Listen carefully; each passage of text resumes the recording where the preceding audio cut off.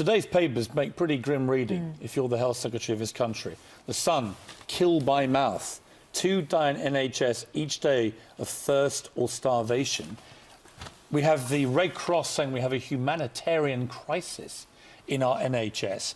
We have the Worcestershire Royal Hospital, where apparently one person died last weekend from a cardiac arrest after waiting 35 hours on a trolley.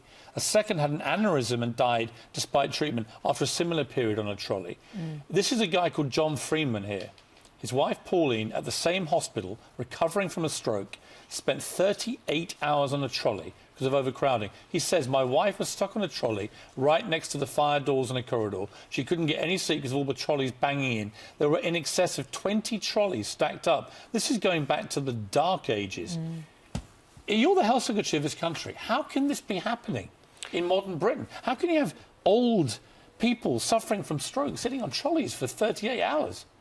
Well, these problems are totally unacceptable. This is the most difficult time of for the NHS in the year. It always is very difficult after the Christmas period when GP surgeries are not open over the actual days of Christmas, and then they reopen, and then a lot of people get sent to hospital.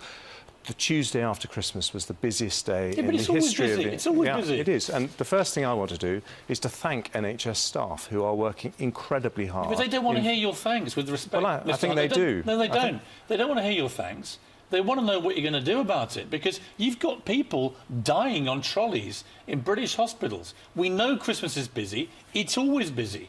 But you can't have these people, elderly people suffering from strokes, dying of cardiac arrest. That's nearly 2 days on a trolley. I think we should be careful in generalising these descriptions, because That's there not are... generalising. Let me finish. There's specific people who died in the last few days.